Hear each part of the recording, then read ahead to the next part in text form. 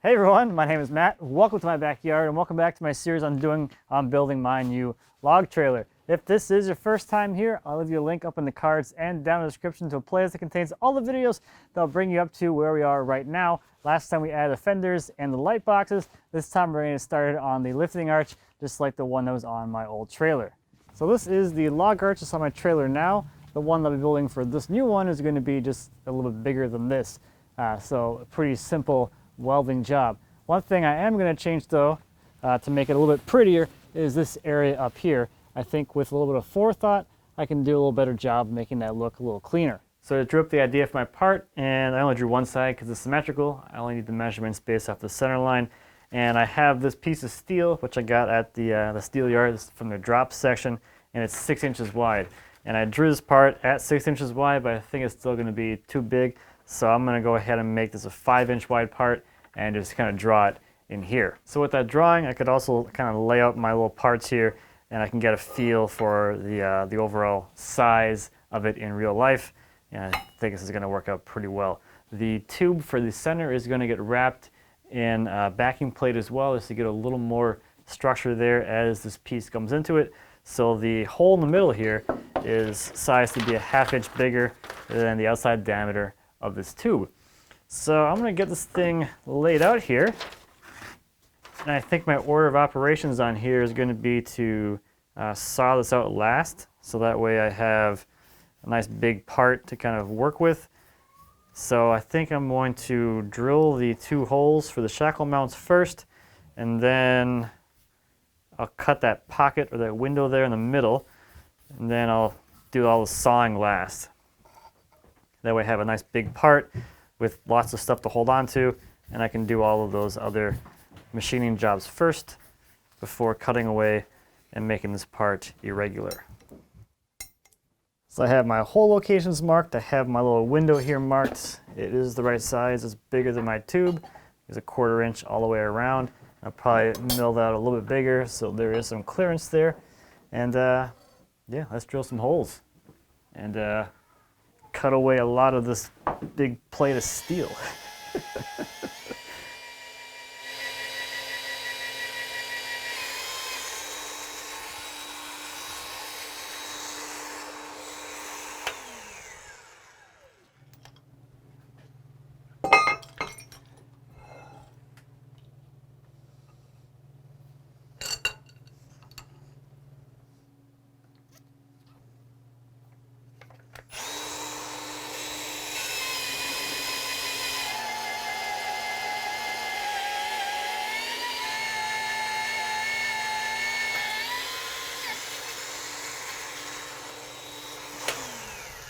Okay, so the shackle mount holes turned out really nicely, and now we can move over to the mill and work on the window there.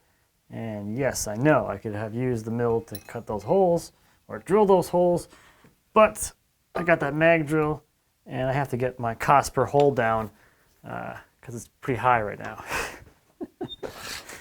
So I have this big window here I need to remove, so I guess I could mill a big kind of slot channel thing all the way around. I think it's going to be a ton of milling though, so I don't know, we'll see. I'm going to start by drilling some pilot holes through here to remove a lot of the waste material, and I can come back with the actual end mill and make the actual slot. We'll see how that goes. Let's get this thing ready to do some milling. Ugh. I think what I'll do is do each side of the slot separate. So I was going to work my way around here, drilling and then milling until I have all 4 sides done.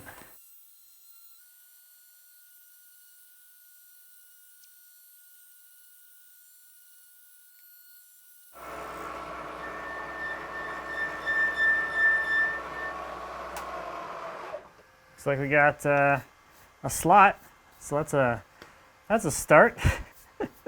So the machinist could probably tell me a little better about what sort of depth of cut I could be taking there. I have no idea. I was doing 30 thousandths, which seemed pretty good. I started at 10, and I kind of went up from there. 30 seemed like it felt okay, but I don't know. It's a 3/8 inch carbide end mill.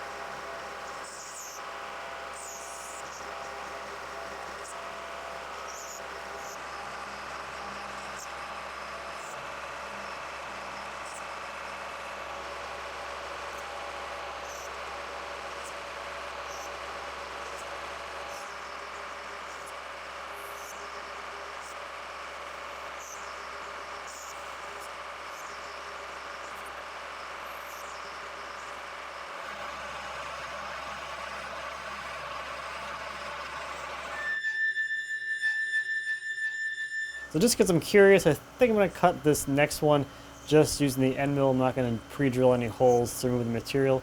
I'm just kind of curious to see how that goes. I've never really tried a whole lot of slot milling, so yeah, we'll see.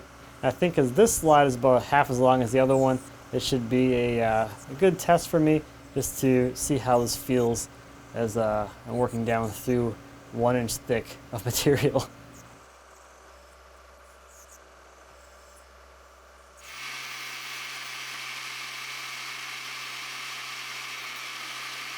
The end mill's, you know, warmer than it was before, but it's not hot by any means, and I made it through. So that was a lot faster than going through and drilling all of these holes. So I think I'm just going to do that again for the other one. I'll just do exactly the same thing, run the end mill back and forth until I get all the way through there.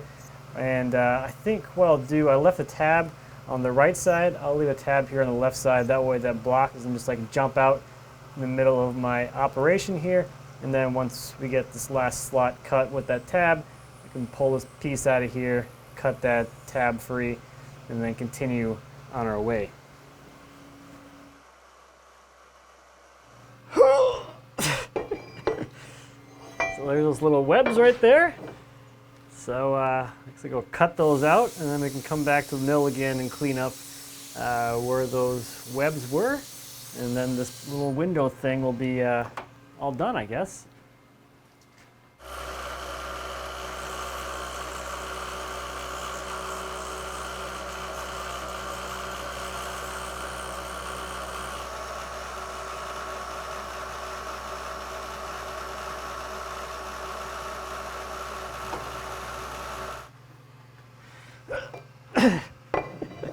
So that is easily the most awesome thing that I've done today. This thing is so much fun. So that's it for machining, I think. Let's head over to the saw and get the rest of the shape cut out. I'm gonna cut this thing to length, probably knock a few of those angle cuts on there, and then we'll see if we can cut it to width.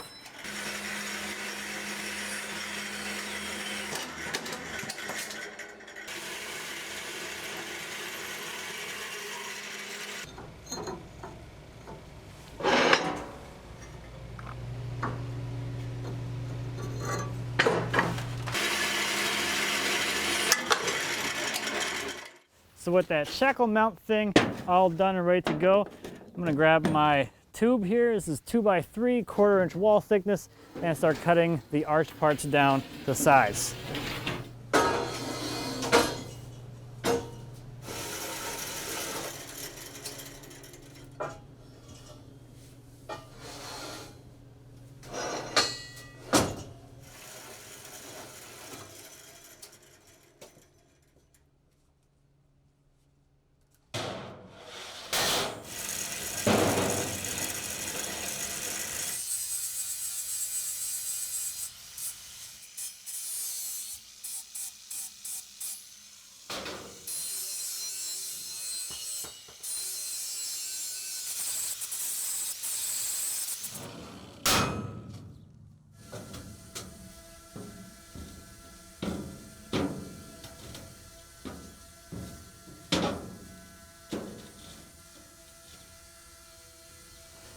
So that is looking somewhat like an arch. Let's get started on all the welding. I'm gonna start by taking care of all the stuff that's gonna happen up here on the top piece. So up here I have some backing plates that I cut, as well as made a slot in for some plug welds. That'll help to kind of bulk up this area here, just like I did on the current arch. That'll just help distribute the forces into the tube and make it a little bit better. The little shackle mount thing is all ready to go on as well, so once these are in place, I can slide this guy on and weld it in place as well. And I've just gone through here and weld prepped it, put a nice little bevel chamfer on there with a die grinder. So yeah, let's light up some rods and go crazy and get this thing all welded together.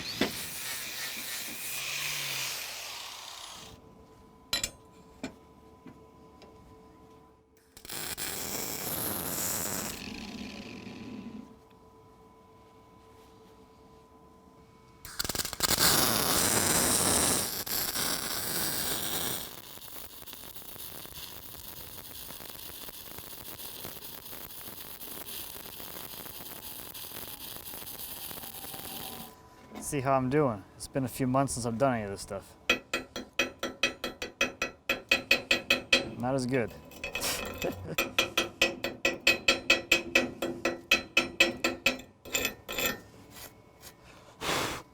Yeah. Serviceable.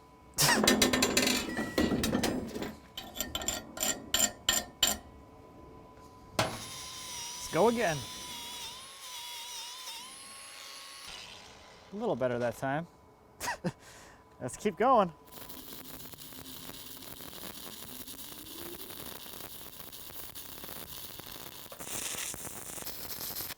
So after several passes and some cleanup, there is the reinforced section of the tube. And in theory, this shackle mount thing should just slide right on now. Yeah, not too bad. Ugh. So I'm gonna get this thing set up, tacked into place, and then I can start welding it out. I'm starting off with a 6-11 rod, which is gonna be much more aggressive and should get me in pretty deep into that 1-inch thick material. And then I'll finish capping things off again with the 70-18. This is definitely an excessive amount of welding and probably not really all that needed, especially in the case of the shackle mount, since it is one piece. This needs to grab around that arch. Technically, it can be left on there without it being welded in place, but for the sake of fun, I'm gonna go ahead and of course weld it in here.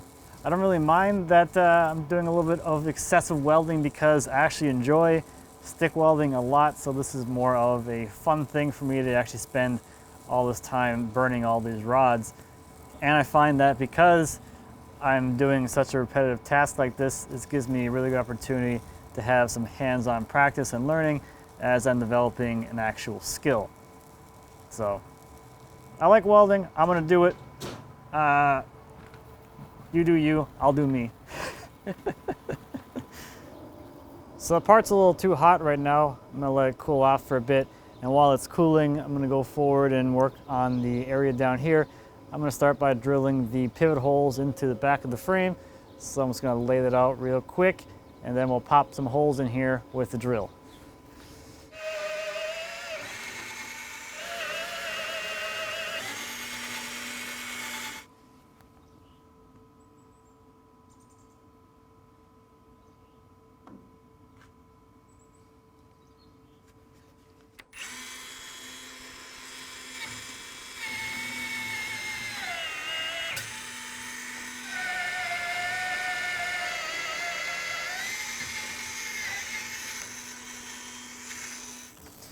Okay, let's get back to welding.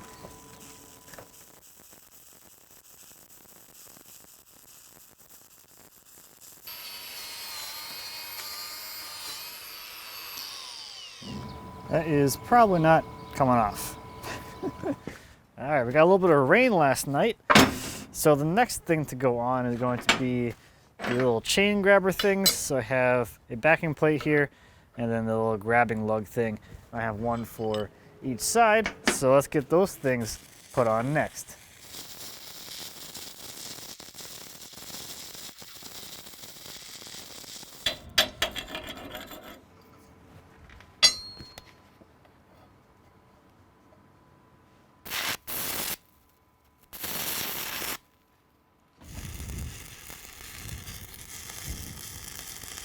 Okay, so now while that thing is cooling down a little bit, I'm gonna work on the actual mount area back here.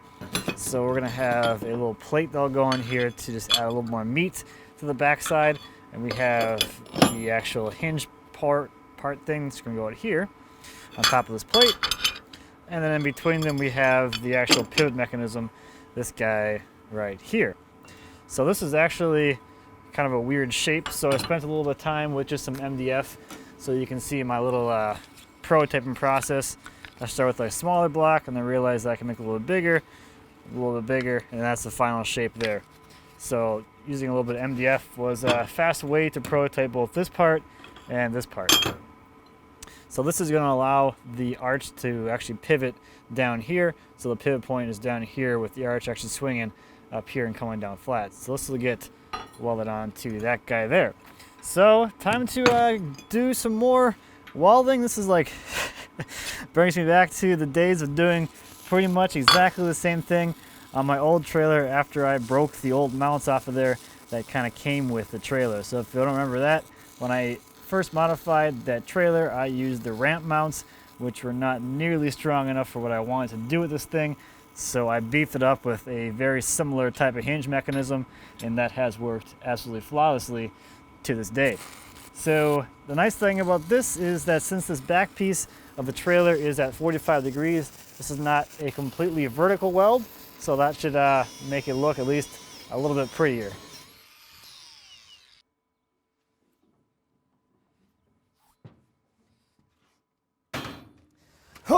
Okay, now it's time for the arch.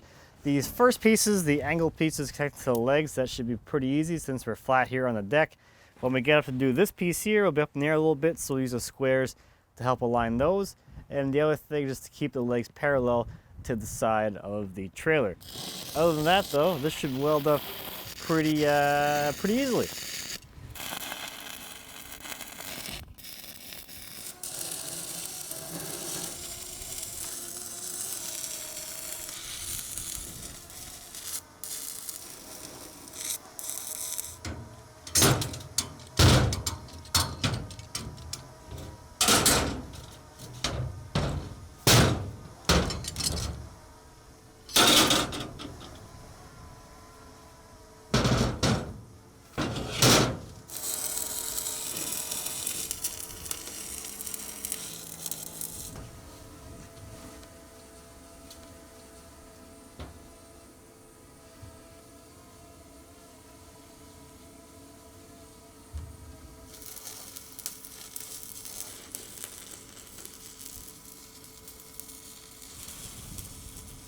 Now, last thing on the list are going to be the gussets for the arch that's going to come out of this stock right here. And funny enough, here is the offcut from the last time I did this on my other arch, so that can give me my actual angle here to make that cut. So I have 8 of these things to cut. Should be pretty quick to knock out with the circular saw, and then I can weld them to the arch. I'll just use the MIG welder for that since there is a lot of weld area here, so that's a lot of opportunity for practicing. I'm going to work on my forming technique. And now one thing you guys are telling me I should be doing is pushing the puddle instead of pulling it, which feels super backwards for me because I'm so used to pulling while stick welding, so it's a little bit goofy.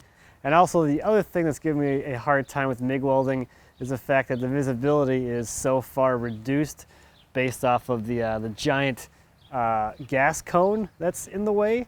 So yeah, a little more time just working on body positioning. There's a lot of weld area here, which will make for some good practice. Not that there's not going to be any more good practice in the future, but hey, we'll see how they look.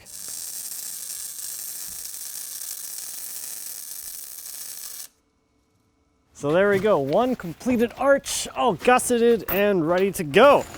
Oh, kind of. There's still a little bit more work to get done, but at least that is a functional lifting arch for the most part. So the welds are getting a little bit better. I have a lot more practice coming up here when we seal up all the seams in the deck, so that should be plenty fun. So that's going to do it for this one. That brings us through I guess the rough-in of the log handling stuff. Next time we're going to basically finish out the entire construction. We'll take care of all of the tie downs, the stabilizing jacks, and a few small details that are still left to go before this thing goes for coating. So thank you as always for watching. I greatly appreciate it. If you have any questions or comments on the trailer build or anything back in the shop, please feel free to leave me a comment. As always, I'll be happy to answer any questions you might have. And until next time, happy woodworking.